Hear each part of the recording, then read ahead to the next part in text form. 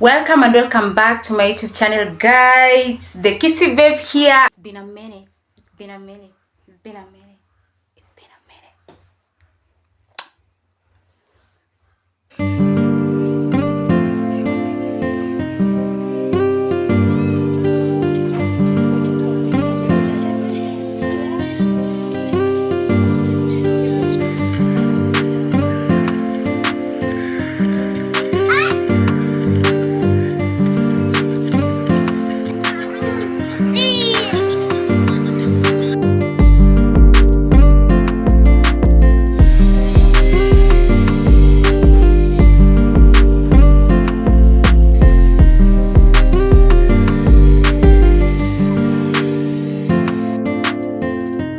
Thank you to those people supporting me, guys. Thank you for those who love me, for those who hate me, for those who hate me, for those who hate me. Will I die? Will I die? For those who hate me, for those who hate me, for those who hate me, will I die? Will I die? Guys, I'm just kidding. Please remember to subscribe, like, and share. So according to the title, you can see story time. I'm back again with another story, but a sad one. Kizungu ilikuja na meli, but I'm trying it. Oh my god, where do I start from? It's so painful. I hope I'm not gonna cry in the middle of it, but I'm gonna try my best not to cry. But it has been one of my lowest moments in my life. I had to share it, get it off my chest. So guys, I'm gonna go diverse with my channel, with my whatever I'm posting on my channel. I'm gonna go diverse. I'm gonna post everything about my life. I'm gonna document everything. So I don't have a specific thing I'll be doing in my channel. So anything that comes on my mind, I'm gonna post it. Some of my friends are happy with my storytelling, others are happy with my my games with my friends, and I decided like I'll give you the soup. Whoever wants to watch this, whoever wants to enjoy this, you'll all enjoy. Life can give you lemons. Life can give you lemons. I don't want to like get lost to my whole life story and start. Let me try make it short. Let me try make this story very short. According to the title, how I got broke overnight and I had to come back home. For some reason, I had to share this, probably to create awareness, probably, probably just talking, probably just saying it.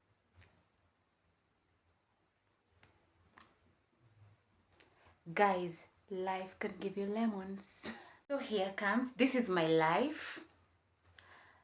I'm now in the world. I'm now done with, kubembelezwa na wazazi and all that. I'm now in the world. So I've been in Nairobi for a while, alone, living on my own, and then juggling jobs here and there. I've never got like any permanent job, like permanent, that the one I'm comfortable with. So I kept on trying getting jobs here and there, not permanent ones though.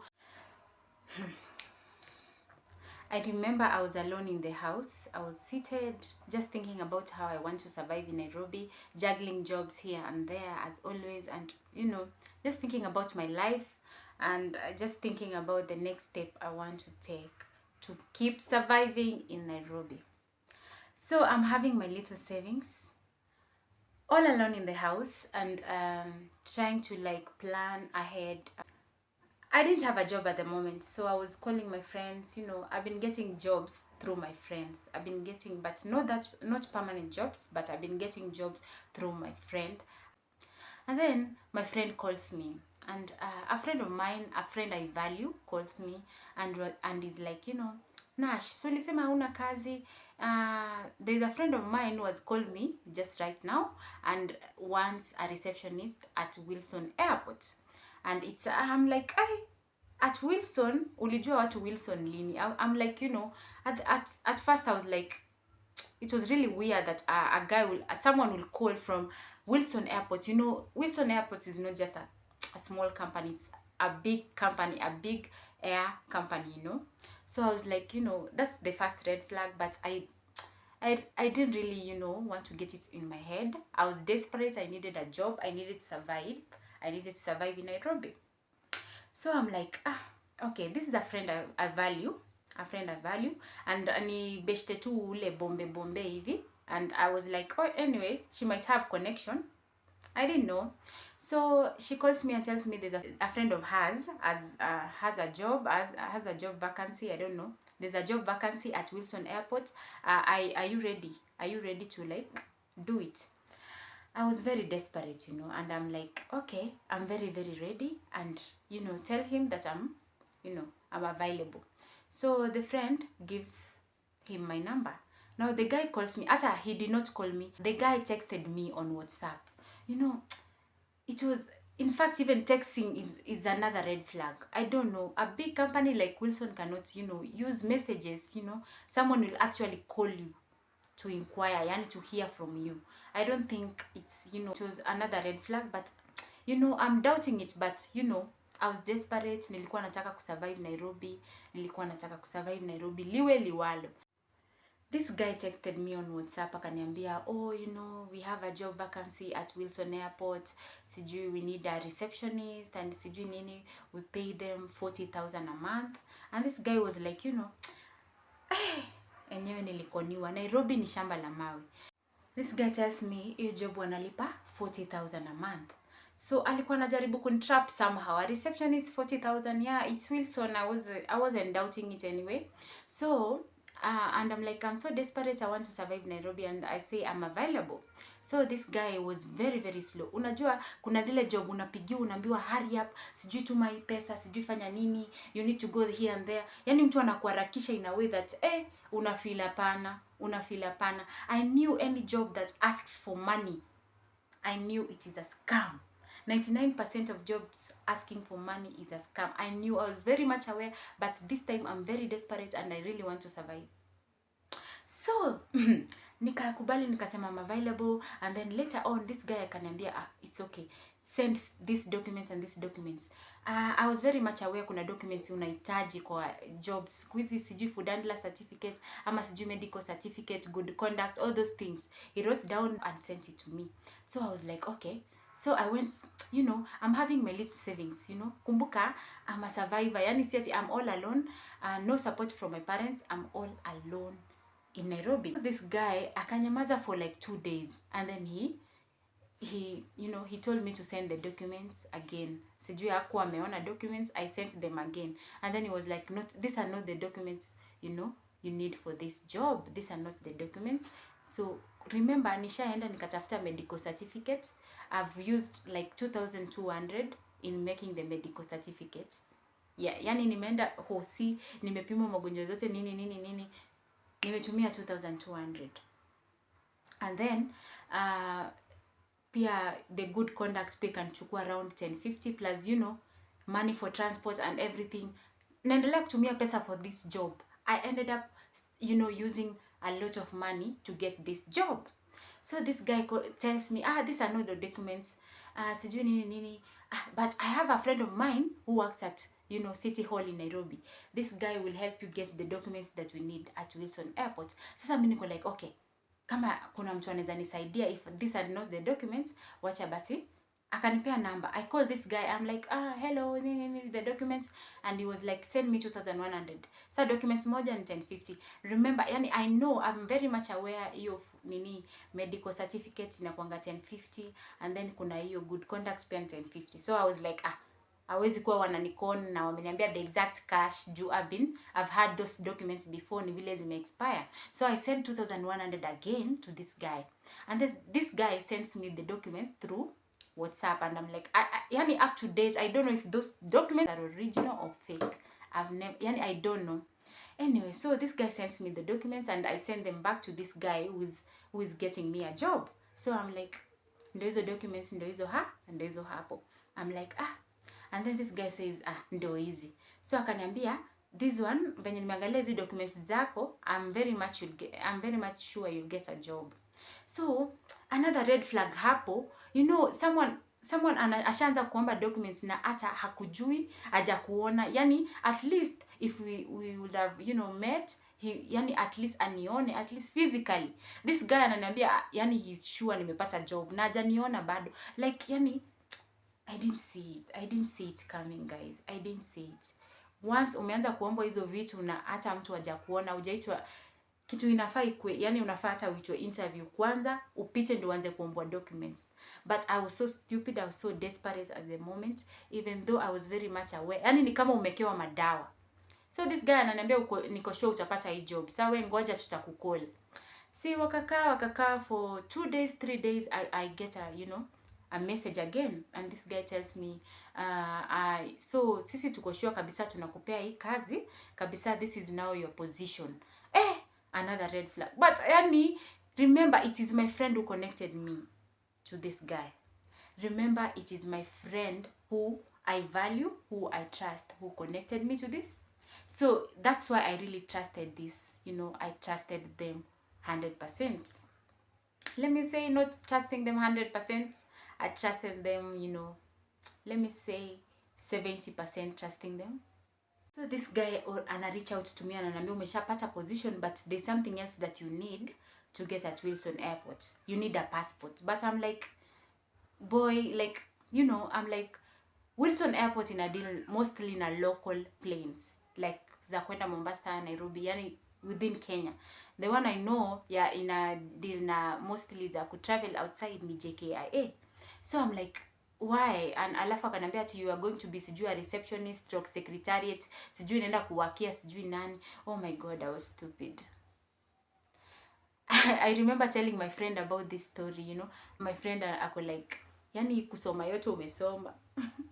Umeenda shule na bado wewe ni mjinga. And a friend of mine will laugh at me. Guys, please don't judge me. Don't judge me. I'll cry if you judge me. Okay, so this guy ananiambia sijui you're going to be a sijui a receptionist stroke sijui secretariat sijui stroke sijui what. And I'm like, okay, if I'm gonna be that, I'm gonna give it a try sijui. And then remember, and then he tells me this passport bado kuna huyo mtu wa City Hall anaweza kutengenezea the passport. Remember, it is my friend who connected. That's why I'm trusting these people. So nika call the other guy, nikamwambia I need a passport urgently, sijui nini. And then the guy tells me the passport utapata in 1 day. Ati sijui ako na connections za ndani. The fact that he gave me the other documents at first, so I trusted him again, and he asked for money for passport. Sasa unajua nikitaka itoke in that little span of time, lazima nitoweka kitu juu. So nikasema hata nisipopata hii job, in fact hii passport itanisaidia later on in my life. So nikatuma, literally I can't remember the amount of money I used, but it was almost everything I had. I used to get this job. Almost everything I had. So nimetumia rent yenye nilikuwa nilipe the next month. Nimetumia the little cash yenye ningetumia for food, for survival, as I wait for another promo, for another job. So I'm like, wow, I hope nitapata hii job. So after sending the money, I remember talking to another friend of mine. Nikamwambia story, nikamwambia, by the way, I don't know if I could trust these people, I don't know. A friend of mine tells me, iyo, I'm very, very sure it's fake. Sasa ishaanza kuniingiza baridi. I'm very, very sure it's fake. So akanambia, a friend of mine gave me advice, akanambia, panda gari enda hadi Wilson Airport. Enda confirm hata hizo majina. I can't forget the names of these people. Mwenye alinikola ananitafutia job, I remember it is Humphrey Juma. Na sijui kama hizo majina zao ni za kweli ama za uongo. And then there's another guy called Wycliffe, sijui Wycliffe Ondieki. A fellow Kisii conning a fellow Kisii. Come on. Mkisii ananikona. Huyo Wycliffe ati alikuwa anajifanya anawaka at sijui City Hall and whatever. So they promised that nimepata job Wilson. Oh my god, kiliniramba. So this friend of mine ananiambia kimbia Wilson. Naingia ndani, I'm like, kuna watu wamenisijui nini, do you know Humphrey? Naenda Wilson, napata Wilson is a very, very big company. Yani to an extent that hata mtu hawezi anza kukupigia simu ati anatafuta mtu. Na Kenya venye watu wengi hawana kazi. Yani you mean lazima I don't know, but you guys will tell me this friend was with them ama not with them. But somehow the friend told me before hata ani connect na watu, aliniambia kama wataomba pesa tutajua ni fake. But some people are really telling me that maybe the friend was one of them or not. I don't know. I don't wanna judge. I don't wanna jump into conclusion. But nilienda Wilson nikapata ni kampuni kubwa that hata sijui, there are different company with different airplanes, you know, majina zingine sijui ni gani, sijui Jumbo, sijui nini. And I was like, wow. Naambiwa there's nothing like ati looking for a receptionist, there's nothing like sijui secretariat, sijui, there's nothing like. I ended up using all my money overnight. So nimebaki sijalipa rent, niko confused, bado sina hata do, yani do niko nayo siwezi survive nayo Nairobi. And I'm like, the only option I have is to go back home at this moment. I can't go knocking at my relatives door ati please it's so shameful that uko Nairobi, unaishi peke yako, umekuwa like, you know, umekuwa independent peke yako, umejilinda, umejifanyia nini, umejilisha, umefanya nini, and then boom, you're going to a relative's house ati now I'm done, sijui nini, nimekoniwa. I was so ashamed, nikalia yangu yote, I remember, and I decided to just come back home without telling anyone. Watu walishtukizia tu niko Kisii. Watu walishtukizia niko Kisii, my dears. I had to come back to Kisii again to start afresh. Niliona nikiendelea kukaa Nairobi where I was hurting. But guys, be very much aware. Hata uko mjuaji aje, ati unajifanya unajua, you can never be conned. You gonna get conned. You gonna get conned, guys. You gonna get conned. Boom. Pesa imeenda. Nimekoniwa. Pesa yote imeenda na nimekoniwa. I used a lot of money. Hata apart from zenye niliwapea money, natembea nikikimbia tao kufanya nini just to get a job. I ended up using everything. Na nikabaki tu na sijui, I remember nilibaki na pesa kidogo. By the way, you guys, save. I'll advocate for saving. Save money. If I had saved then, unajua nilikuwa napata do na kula ama naenda out nafanya nini, naenda sijui wapi. I never used to save. I remember if I was able to save the money I was making, I could have survived. But I won't say it's a bad thing, but I had to come back home for factory reset. Guys, stay tuned for the next story.